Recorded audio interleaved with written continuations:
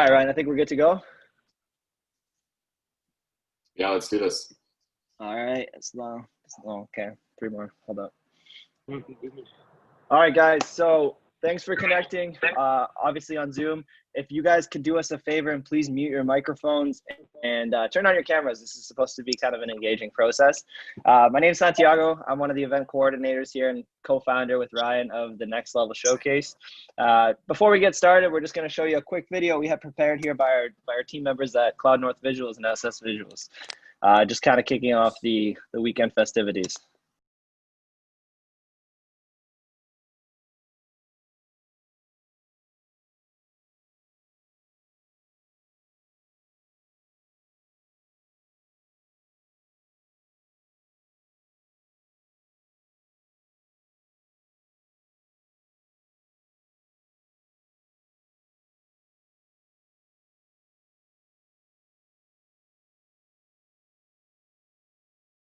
Okay, cool. So as we said, my name is Santiago. I have Ryan Nicheski here with us, and he's the other co-founder. Basically, what we're going to be doing tonight is just doing a quick overview of the recruiting process, introducing yourselves to our team, and just give you a rough idea of how tomorrow is going to go for everyone.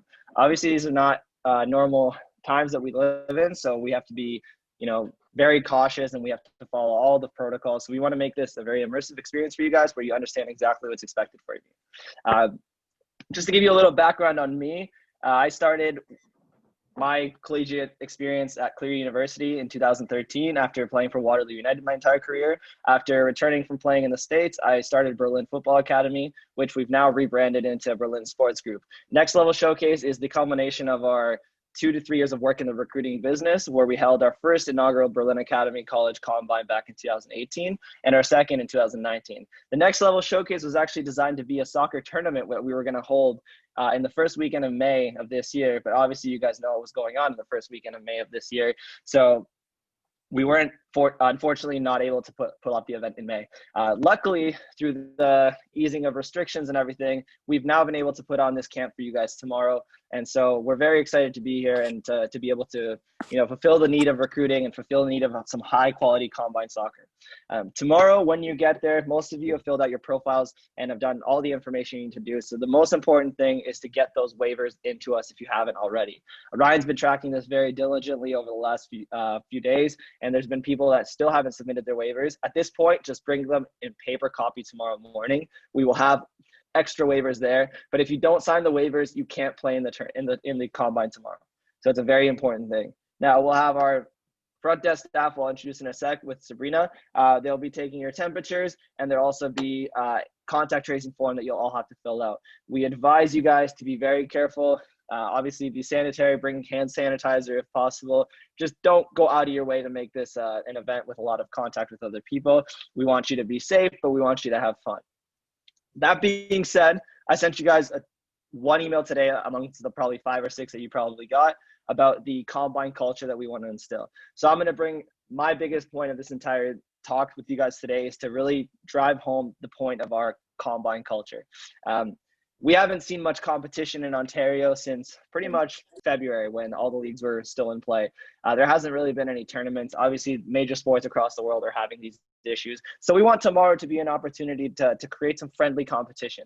We are going to be playing music very loud the entire time. As you saw, we had an official playlist on Apple Music for the event, which you guys can definitely send us suggestions for songs you want added. We're going to be playing it pretty loud. Ryan's got a really cool amp that we're going to be blasting the music out of all day. We want to create a really hype environment. Obviously, you saw the video we put together today, and we are going to have all our media guys at Cloud North Visuals and SS Visuals constantly putting out content the entire time. So one of the things that I'll tell you as event coordinator is we want you to be involved in the process, which means if the media guys come up to you, post for the pictures. If you score a goal, celebrate your goal. We want this to be a hype environment. There's nothing like playing soccer with music in the background, and we really want to mimic the post-secondary experience. I got to play in the NAIA, and I remember when I was going on away trips to Rochester, there would be blasting music. We'd be in the change rooms getting hyped up with music. We want to really recreate the NCAA atmosphere. So that's kind of the biggest thing that I want to drive home tonight is be safe, be sanitary, have fun, play safe. Obviously, we don't want any issues with very physical play. Be responsible. Don't go after each other. But honestly, the coaches are going to be watching, which Ryan will talk about, and they're looking for athletes. They're looking for people who take their career seriously. We have 2 to 3 years of experience doing this. We've never had this much interest for an event like this, so we're definitely doing something right. So I want to introduce my team real quick with me. We've got Sabrina Delic. I'll let her introduce herself real quickly. She's one of the administrative coordinators that we have. So she'll be the person you see tomorrow morning at the front desk. Hey guys, so I'm Sabrina. I'm your administrative coordinator tomorrow. And yeah, I'll be one of the first people you guys see when you arrive. So I can't wait to meet you. Best of luck to all of you guys tomorrow. I can't wait to watch you guys bring your best. And I look forward to meeting all of you. Awesome.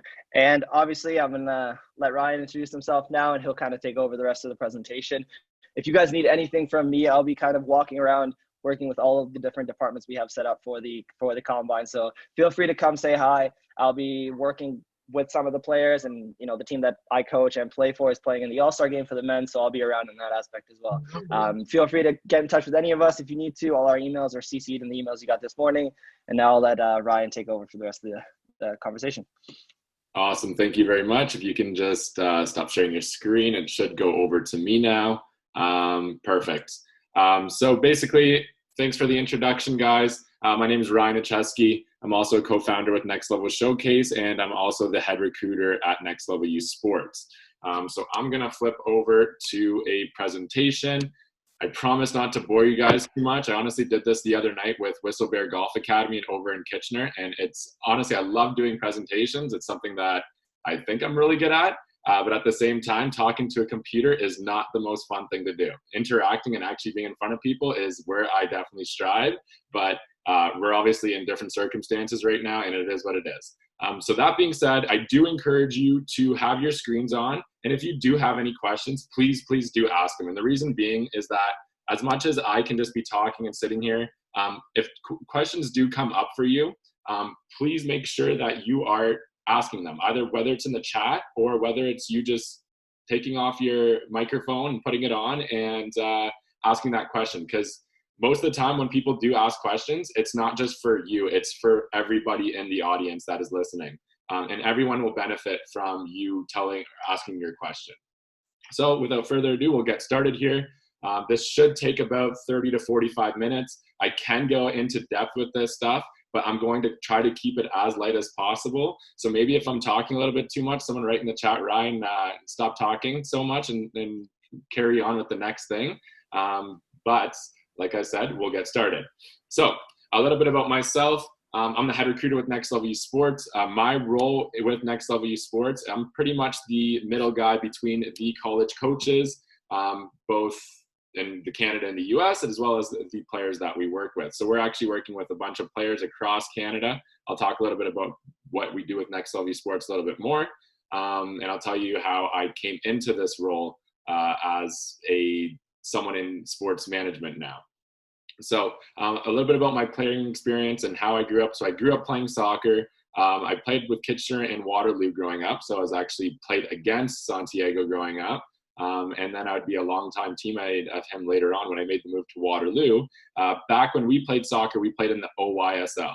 The OYSL is not around anymore, unfortunately. I think and I believe it was the top league in Ontario. I know that OPDL is more of if your club has it and it's around you, then you can go play for it. It's more of a pay-to-play model. Before, it was the top 10 teams in Ontario that would play amongst each other, and it would be promotion relegation between L1, L3, L4, L5, and I believe L6 as well. So I always played L1 from U14 to U18, always played at the top levels and played with a lot of guys that went on to post-secondary, played pro in Europe or play in the MLS now. I went to Preston High School in Cambridge. And before I got there, it was known as the hockey school. Now they have a couple soccer banners, but when I got there in grade 9, we went to the school's first Kawasa ever. I was on the varsity team. And then in grade 11, we actually won Kawasa and went to offset, and that was a big thing for the school. So I'm pretty proud about having the first soccer banner up at Preston High School. And now apparently there's the second one. They got their Kawasa banner again last year. So it's starting to be a little bit of a soccer school now, which is awesome. When I was a lot of your age, a lot of people in this Zoom call right now are in between the ages of grade 9 to 12 or 5th year, or even an extra gap year. When I was your age, I was not informed. I was not educated about the process at all. I was more or less just going through the motions. I played for a top club, and my idea of that was just like, look, if I'm good enough, someone's going to see me and I'll get lucky and someone's going to pick me up. And that's how a lot of people do envision that. I actually saw a tweet on Twitter about that people, like parents, honest to God, think that they can just play for a top team and that they can be noticed. And that's not really the case. You really do need to do due diligence into the background. And I always tell that to people, that it's not just what you do on the soccer field and how hard you work on the soccer field. A lot of the stuff happens behind the scenes. So when I was in high school and no one was telling me what to do, I ended up going to Conestoga College. I was only there for a semester. I was in their international business management degree program that they have there in Kitchener. But I wasn't there for long, so I only spent a semester there. I got recruited very late. So as Santiago said, he was actually at Clear University, and he was pretty much my connection. So he told the coach about me, and the coach said, Ryan, come down. We heard about you. Come for a campus visit and come train with the boys. So I did that. I went to a program that was 1 in 18. So most people would be like, that is ridiculous. When I went there in August, so I was getting recruited pretty much the latest possibly you can get recruited. I went there and they were already losing a bunch of games. And I was like, okay, what am I walking into? I don't know. Talked to the coach. He said, look, we're building a championship program. We're building a team that's going to be very, very strong. And he offered me a full-ride soccer scholarship after that. And I couldn't say no. It was a business school. A specialized business school. So the only programs at Clear University are business programs, which was really, really cool. So it was, again, very hard to say no. And I said yes. And the next semester I was down there. It was the best decision I ever made. I was a 3-time All-Academic American. During my junior and senior year, I had an opportunity to go train with a professional club in Eastern Europe, FK Botnički. And then in my senior year, I also had an opportunity to train with Oakland County FC, which is now USL League 2. Going to my educational background, I got my degree at Clear University, BBA degree. Shortly after that, I did my MBA at the University of Texas, and now I'm working towards my National C coaching license. The reason why I tell everybody this story is because soccer really brought me to all these places. I would have never traveled all across the Midwest if it wasn't for soccer. I would have never met the people I met if it wasn't for soccer. I played with players from literally all over Europe, all over South America, all over Asia, all over Africa that came to play soccer. So it was a really, really cool experience. And playing both in Canada and the US gave me a really good idea of how things work. So basically in between Cleary and Texas, I had a conversation with some friends, and I pretty much said, you know what, I've had the greatest time ever. I don't know why people aren't doing anything at home in Ontario. There's not really any processes. No one's really doing much. That was about 4 or 5 years ago now. And so my friend said, well, why don't you do something about it? So here we are. We're doing a lot about it. We're working with I'll move this over here. We're working with over 200 athletes across Canada now in all sports as well. We're, as you guys can probably guess, we're an athletic recruiting company in Canada. We're actually located in Kitchener, Ontario. So we work a lot with athletes in the Waterloo region, but we're also spread out across Canada. We have athletes in Alberta, Newfoundland, across the country, but the majority of our athletes are here in Ontario. Our goal is to provide student athletes and their families with education, exposure, and expertise to succeed in the recruiting process. As I mentioned, a lot of people think that you just have to do what you can do on whether it's the basketball court or the golf course or the soccer field. But the reality is there's so much behind the scenes stuff that you need to be doing. We'll talk about that as we go on. Work with over 200 athletes across Canada. And by next spring, we will have over 100 commitments through our program. So what we'll discuss today, guys, I already went through the introduction. We'll talk about Next Level Sports and the Next Level Showcase partnership that we do have. The importance of athletic profiles and skills videos, coach contact, COVID and recruiting. That's really a big thing right now. People are kind of stuck on what to do and how to move forward with that. The admissions and visa process and the Next Level U sports process and how we work. And then what is our role tomorrow? What are we going to be doing with you guys? and we'll leave questions for the end. But that being said, guys, I don't want to talk to a computer for 45 minutes. So please, please, please, I do stress this. If you do have questions, please just unmute your microphone, ask your question, or do it in the chat room, and then I'll address that. Our partnership with Next Level Showcase, our biggest thing is growing the sport of soccer in Ontario. And the big way of how you do that is providing people with opportunity. So again, we're providing the following to Next Level Showcase athletes and families: education, exposure, and opportunities. If one thing that you can leave with this weekend, knowing how this process works, how being a Canadian student athlete and what you need to do behind the scenes to get noticed is a really big deal. Obviously, exposure. We have 50 plus coaches registered for this live stream. Believe it or not, we've already had, I think, like 10 to 12 players already contacted. So with your profiles that you have through our website and on our platform, there's already players getting contacted by coaches. And I'm sure even throughout the night, as they're looking at the different profiles and throughout the day tomorrow, they're going to be also contacting players. And then obviously the biggest thing here is opportunity. If multiple of you guys can leave this weekend with getting 3, 4, 5 coaches in touch with you, that's an absolute huge success story for everyone involved. And that's something that we really pride ourselves on. In the last 2 other combines that we had people walking away with full ride soccer scholarships. So this is the reason why we do this stuff. We want to provide that platform for you guys to be shown positively to coaches across Canada and the US, especially in a time where there is limited stuff going on. Moving on. So the purpose of athletic profile. So most of you have filled out an athletic profile now, and you do have an athletic profile on our site, which is great. The purpose of this is very, very important. As much as you can just send out an email and say, hey, coach, this is a lot about me. Here's my video, or maybe you don't even have a video and you're just sending an email. That's not really good. I want at the very least even have a PDF document where you're saying, all right, here's my profile, here's a little bit about me. You want to have a resume. And I always describe our athletic profiles on our site as a student athlete resume. You want to have anything that describes you as a student athlete, whether you play other sports, you do volunteer, you coach younger kids, anything at all, you want to add that in there so coaches can read through it. And believe me, they do read through it. We have a heat map on our website, so we can actually track where the coaches go, and when they're scrolling through profiles, you can see that they actually do scroll through a profile, and then they'll go back up to the video and then click the video. So it is important that you do describe yourself well in an effective manner, and you are professional about it.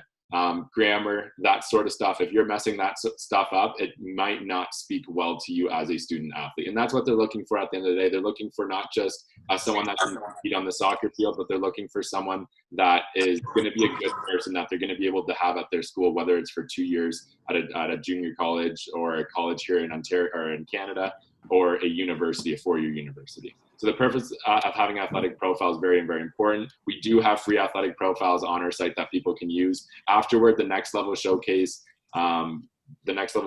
collections that we have, that you guys have under the team pages right now, that will be taken down in about 3 weeks from now, but you still will have access to your profile, okay? Performance video film. So this is something that is very, very important. It's actually more important than ever right now. The videos are extremely, extremely valuable because obviously there's not a lot going on. Tomorrow we're going to have a live stream, and afterward you are going to be able to access that video. It will take us some time. It is going to be obviously large files, so please give us some time with that.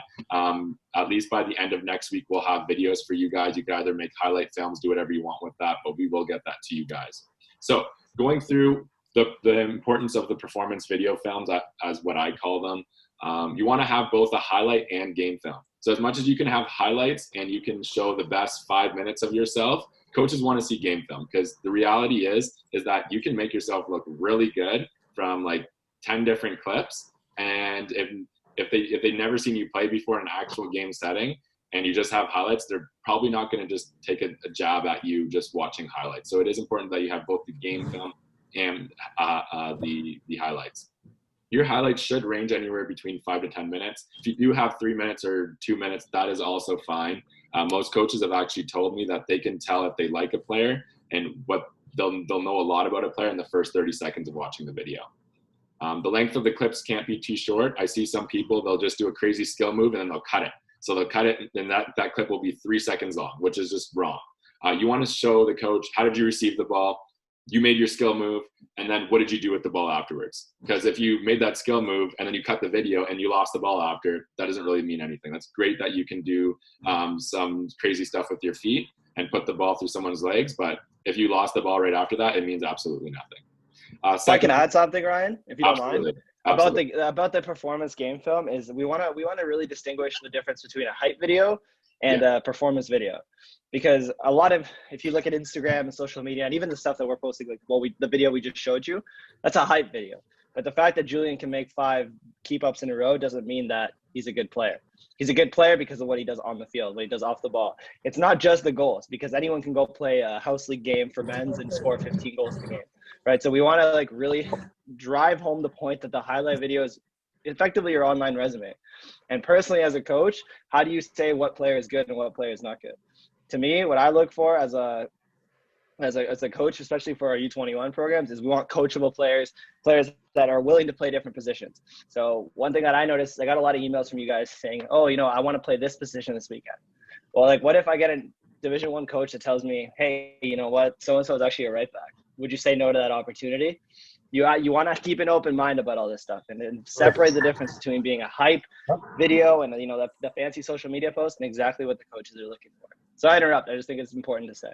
Absolutely. No, that's a really good point, because I see that all the time as well, Santi. And people think that they're just adding like just hype music and rap videos and rap songs. And I actually tell people, like, we're not trying to sell music here. We're not trying to sell an album. We're trying to get you a scholarship. So it's cool that you can make a really flashy video, but what we want to do is actually get you a scholarship. That's the main point. So going back to these points, the quality of video is very important. If you grab your phone and you're going like this and you're shaky, or your mom or dad's shaky and you could barely see anything, they probably won't watch that video. So I actually had University of Maine, one of our girls last year, she's a top-notch center back, and University of Maine actually called me and just said, hey, I just want to let you know about your girl. She looks good, but the reality is I like the video is so bad that like I stopped watching after 30 seconds. I bet other coaches have done that too.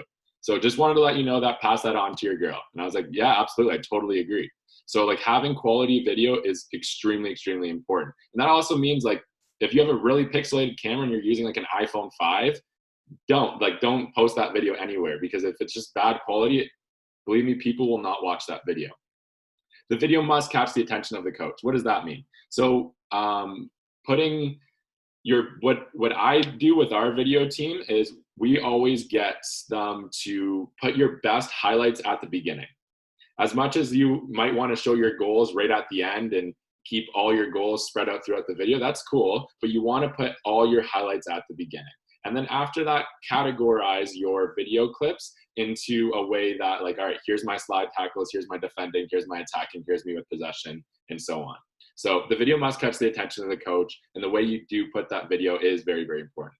And then another thing is the quality of team and quality of opponent is examined by the coach. So I've worked with a lot of players, and even one of my players, he was an OPDL guy, and he was actually facing Toronto FC Academy. And I told the coach, like, his highlights are literally from an OPDL game, and they're facing Toronto FC Academy. And he's like, yeah, but the kids look young, which was true, because he was U16 OPDL, and I think the TFC team was like U14 Academy.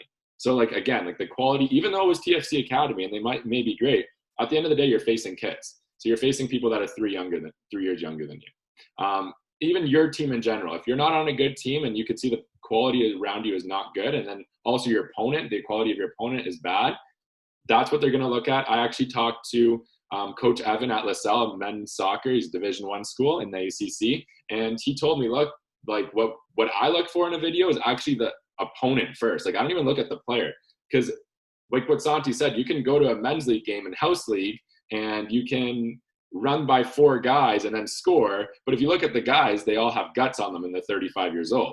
That's probably not going to get you really anywhere. So having quality video is really, really important. Playing for a quality side is also important, and the quality of opponent is very important.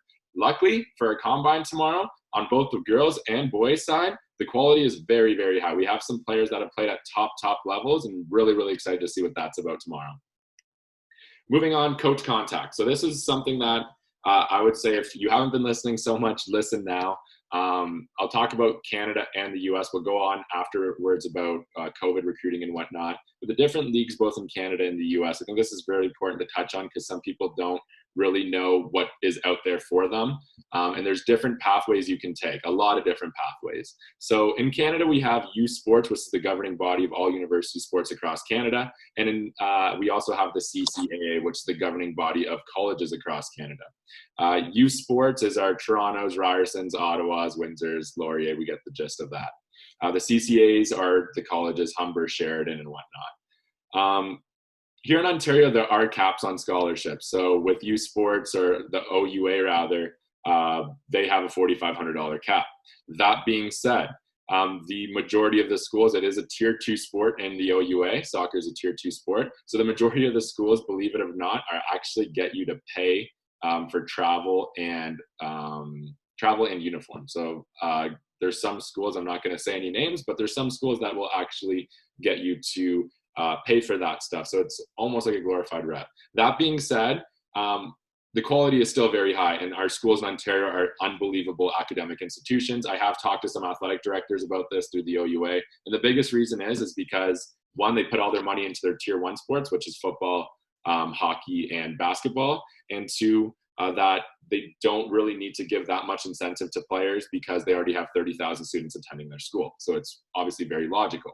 That being said, outside of Ontario, I have players in Quebec, Newfoundland, Nova Scotia, New Brunswick that are on full tuition scholarships. So there are opportunities outside of Ontario that are very, very popular. The AUS, I'm a really, really big fan of the AUS and out east, what they're doing out there. They're providing some really cool scholarship opportunities at some beautiful schools, and the quality of soccer is actually really high. They're actually starting to get a lot of internationals from the UK because the UK is just as close as us flying out east as well. So it's really starting to pick up, and you can really see Cape Breton University being one of the top players in the country. And meanwhile, it's just a small little school out east in Canada. Looking south of the border, we have NCAA Division I, Division II, and Division III. I have a lot of players that come to me and say, look, Ryan, I want to play Division I. And they don't really know what that means. Across the board, as much as you might think Division I is the best, across the board, men's soccer in particular is very, very competitive. Even on the women's side, it is very competitive as well. What that means, can a Division III program beat a Division I school? Absolutely, they can. Can a Division II school beat a Division I school? Absolutely. Can an NAI school beat a Division I school? I've witnessed it myself. Can a junior college beat a Division I school? Absolutely. So what you need to do is you need to find what's the right fit academically and athletically. As much as you want to shoot for the stars and you might want to have that status behind the name, you want to find a school that is the right academic and athletic fit for you. So the difference between Division I, Division II, and Division III, Division I and Division II, they do offer both athletic and academic scholarships. Division III only offers academic scholarships. Does that mean it can be less? No, I've actually had a player that went to Division III school. He's a goalkeeper. He actually ended up going to University of Pittsburgh, Bradford. He was a very good shot stopper, very good player. He's about 6'2". He was talking to an NCAA Division II school, an NAI school, and a bunch of others, but he came down to these 3 schools, a D3, a D2, and an NAI school. He took the D3 school. Because of his academics, he actually got more scholarship money than both the D2 school and NAI school. And he's having a phenomenal time down there now. He ended up getting like a bunch of money academically. And the thing is, even though they can't offer scholarships at the Division III level, I've actually had some D3 coaches call me and say, look, Ryan, we have other ways of doing this. So they have like a leadership scholarship that they'll have. And basically they'll just say, because you're an athlete and you're doing an extracurricular, you get the scholarship. It's not an athletic scholarship, it's a leadership scholarship. So they have different ways of going around this. Outside of the NCAA, where I should actually touch on, the NCAA are 4-year universities. The NAI is outside of the NCAA, and it's also 4-year universities. We'll talk about the difference between the NCAA and the NAI right after this, but the NAI is made up of about 300 member institutions. Most people are actually unaware of the NAI. I actually played in the NAI. There are a lot more internationals, and I'll talk about that in a second, in the NAI than there are in the NCAA. And the NAI is made up of 300 member institutions across the US. There are some, actually, UBC competes on the baseball and softball side, and I think their golf program also competes in the US as well, in the NAI. It is very, very competitive. Some of the top schools, University of Northwestern Ohio is one that I always talk about. They have a ton of international students, and they beat Division I programs in their spring season every single year. The NJCAA, so this is something that I like to touch on a lot too, because some people say they're just like, I don't want to go to a junior college, I don't want to go to a 2-year school because I have the marks, or I think I could play at a 4-year university.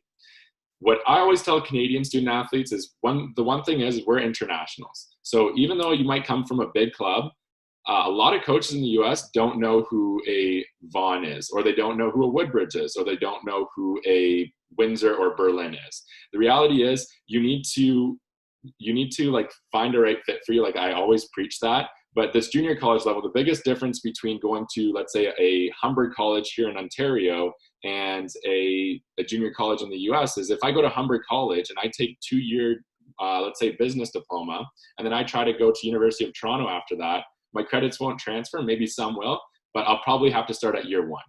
With junior colleges in the US, I can get a transferable associate's degree. What that means, after competing 2 years, getting my stats up, showing coaches I can play at a high level, and I got some cool accolades. I got some athlete of the week accolades in the conference, player of the conference, MVP, all that. Now I can go on to a Division I, Division II, Division III, or NAI school, and I can actually start at year 3 at that university. So if anybody's ever watched Last Chance U or Cheer, you'll get an idea of how that process works. But a lot of people will say, I don't want to go to junior college because I can go to a 4-year institution. But again, it is a way to break into the system and get noticed, get stats, get video, and then go on to Division I, Division II school. I think especially for the 2021 class, it's going to be very, very popular because there's obviously with the eligibility and whatnot with the NCAA right now, there's going to be less spots for a lot of 2021 players. Do we have any questions while we take a little bit of a break here? We haven't really made any stops. You guys had any sort of questions for Ryan at all about this process? Like I said, we want to try to make this more of a immersive experience for you guys. One thing that I'll say is going through this process now, it's very, very important that you guys realize the reality of what Ontario soccer is like. What kind of clubs do we have here? So what clubs are you guys coming from? Ancaster. Someone say something. Ancaster. U21 or U18? U21. Nice. What else do we got in here? Who else is in here? Milton. Milton, which one? 03? 02? 03. Okay. What else we got? Who else we got in here? So none of you play for any clubs, eh? Okay. Sounds good. So basically, this is kind of the point. So this process is made for you guys. So there's a lot of different clubs, and you can come from Milton or Ancaster or Berlin or whatever, but at the end of the day, you're an individual. So you want to look at this more of like a team event, right? So the team performance thing is important here. So when you go to these sorts of events, you really want to focus on being recruited as an individual on a team. It's very easy to get carried away with the fancy tricks and all the individual showcase aspect. We really want to drive home the team aspect of this. The coach contact process in Ontario is very different than it is for the NCAA. And we can talk about this for hours, I think. But the most important thing to drive home is that there's a lot of different opportunities for a lot of different people. I went to a very small school, but I didn't pay to go to school. And at the end of the day, I know that most players, say at the University of Guelph, for example, literally pay money to play on that team. So it really depends on what your objectives are. If you want to play for a really good team, great. If you want to get your education paid for, great. Just identify your personal goals before limiting yourselves to any options. Cool. Thanks, Santi. I appreciate that. Anybody else have any questions before we keep moving on? Okay, we're going to keep moving on. COVID and recruiting. What has COVID and recruiting done? So obviously there's a lot of restrictions here, but most notably Division I has now recruited they've extended their dead period until January 1st. So what that means is there's no in-person recruiting for NCAA Division I schools. They can't do campus visits. They can't do literally anything except watch video or watch the live stream tomorrow. So we actually do have 10, 12 Division I schools that are going to be on the live stream tomorrow, which is awesome. Same thing here in Canada. U Sports, there's an in-person recruiting ban. And that's indefinitely, so we don't really know how long that's going to last for. Borders are closed, so even though you could visit a Division II school or you could visit a Division III or NAI school, borders are closed. So there's very limited of what we can do here. And then again, keep saying limited. We only have so many games, tournaments, camps, etc. that we can go to. And it goes back to my point earlier on in this presentation that video is very, very important. So what do you do during this time? Do research on schools, guys. Ask as many questions as possible. I'm here as a resource. If anyone wants to have more questions later on or even throughout this weekend, just let me know. Update coaches you have been in contact with. So if you are talking with coaches, I've talked to a lot of our 2021 class about this. As over the last few weeks, we had some phone calls set up with a lot of our recruits. And basically what we're saying is everything below, just making sure you stay on their radar and they're not going to commit to another American player is so important. So just even sending them every 10 days, put it in your calendar. I'm going to send all the coaches an update of, hey, look, I started school. I got this on my test.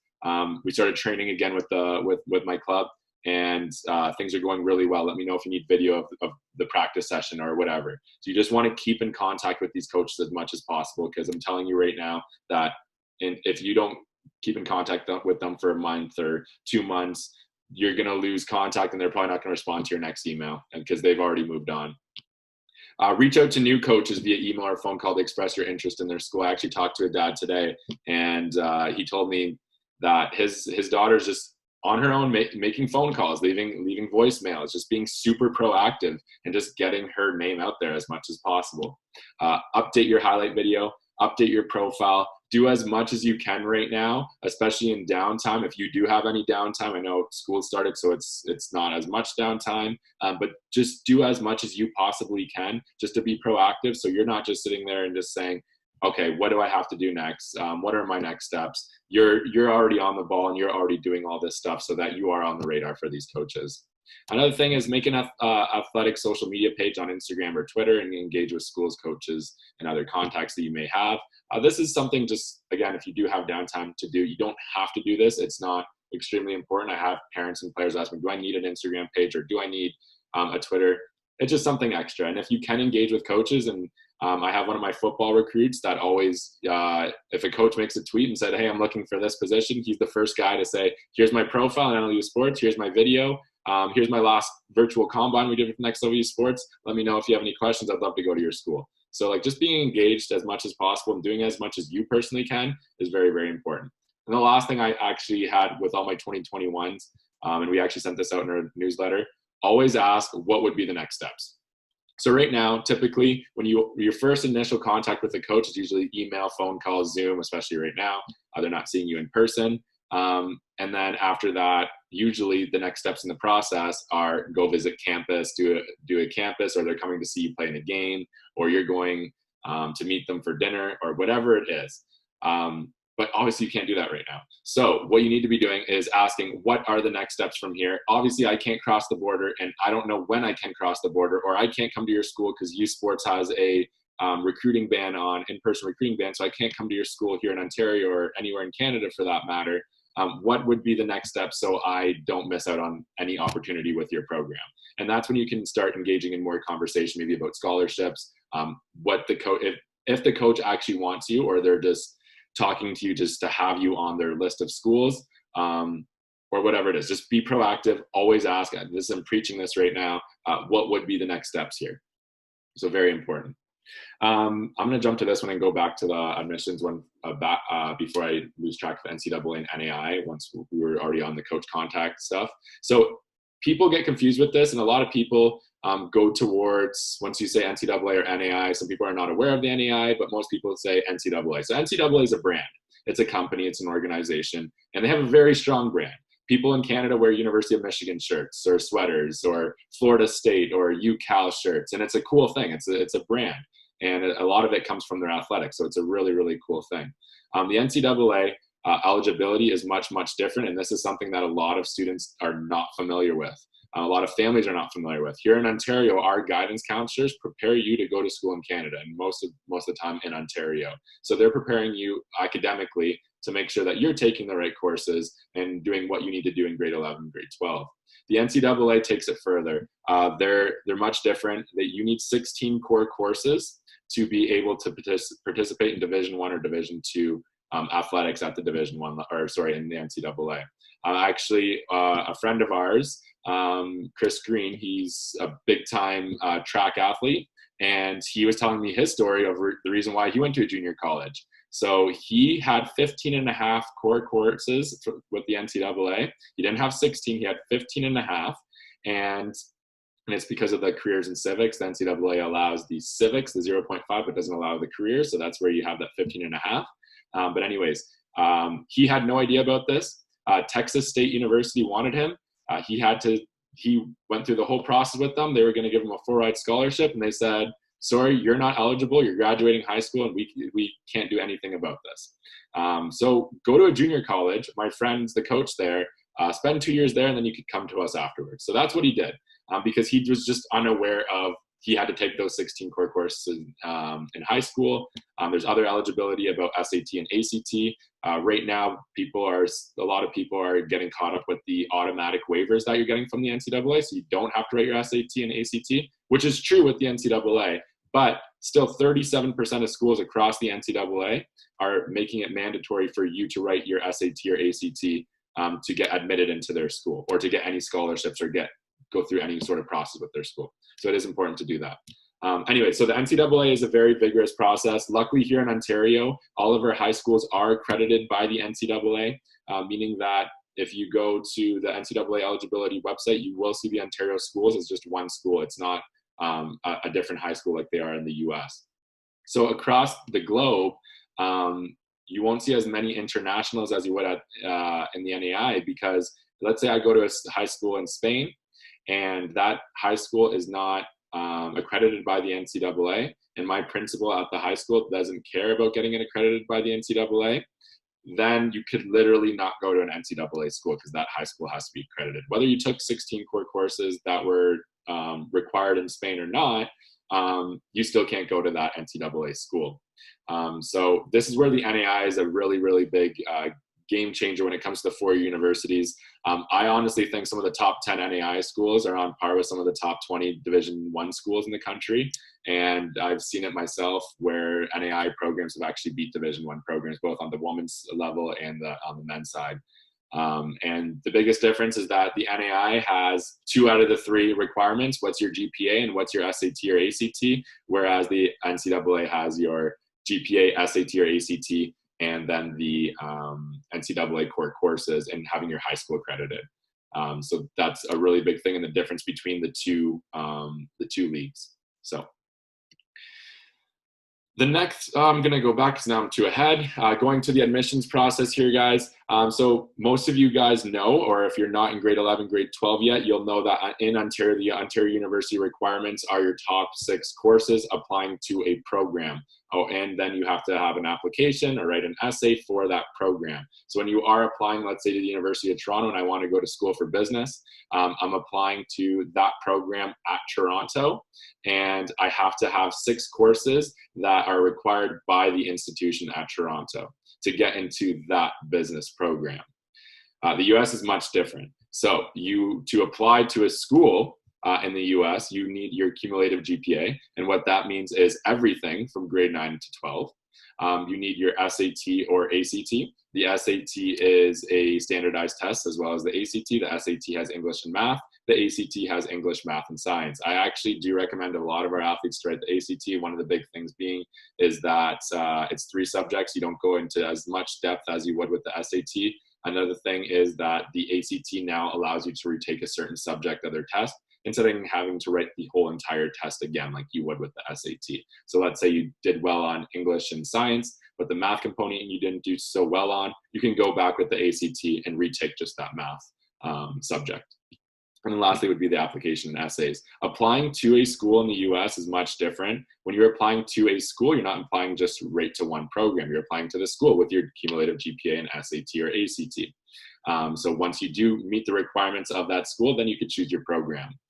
There are some programs, maybe like a nursing program, that you have to apply right through the nursing school.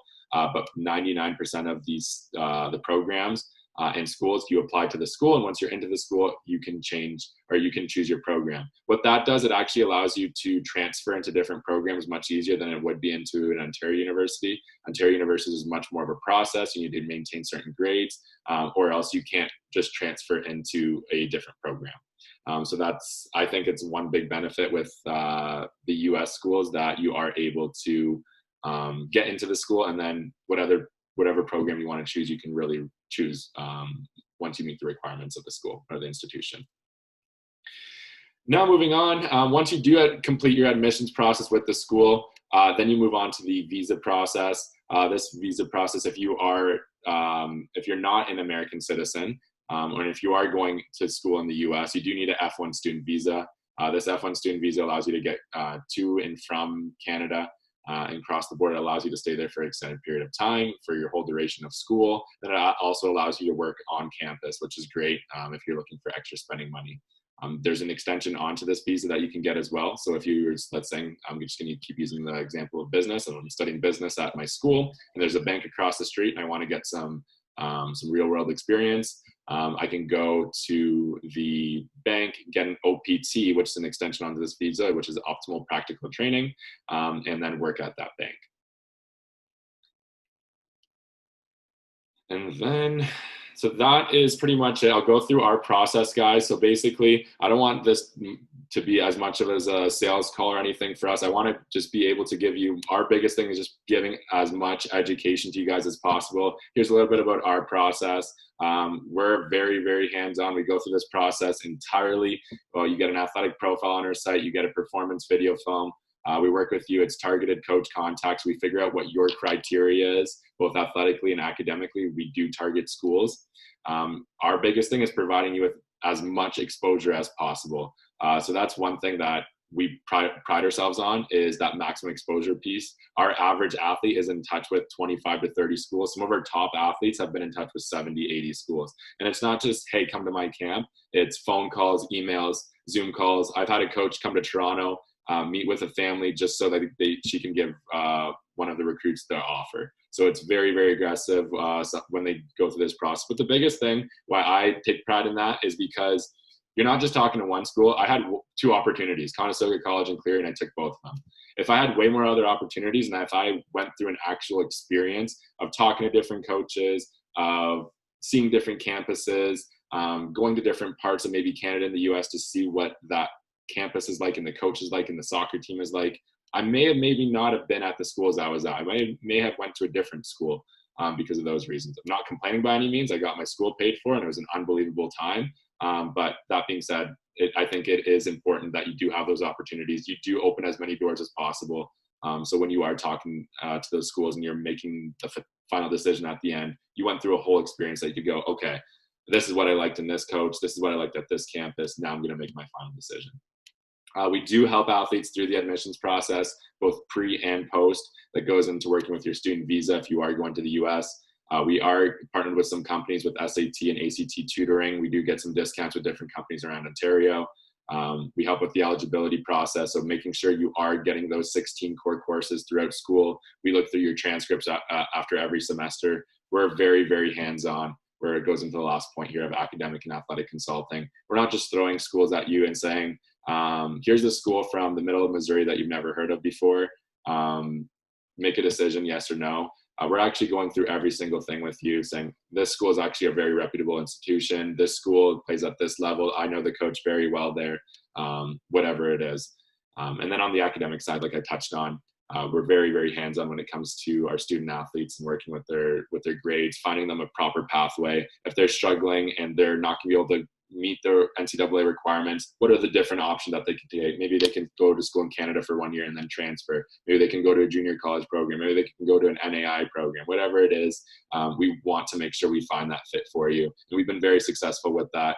Every single one of our athletes that have gone entirely through this process have gone to school, have gotten tons of opportunities, and have gotten a scholarship at the end of the day. Our role tomorrow, so as you guys know, our profiles are on our site under the team exposure section. I think like 99% of you have them up now if they're not up already. We're going to be on site. I will be on site tomorrow. If you have any questions, come to me directly. I'd love to meet with you, talk with you, answer any questions that you have. We're going to be in communication with coaches all day. Literally, I have a table set up. I am going to be sitting there like I'm sitting here now, and I am going to be on the phone, answering emails, doing whatever we can do to give as much exposure to the players tomorrow. So that's going to be my big role tomorrow. And then, like I said, if you have any questions at all, come and say hi. You know who I am now, and we can talk a little bit more about that. Does anybody have any questions? I had a question about tomorrow. Yes. So I know how we'll have 3 games to play, but there was also a 4th game. I didn't really get how it works. Santi, can you jump in on that one? Yes, definitely. Sorry, Ryan, just putting together the pennies.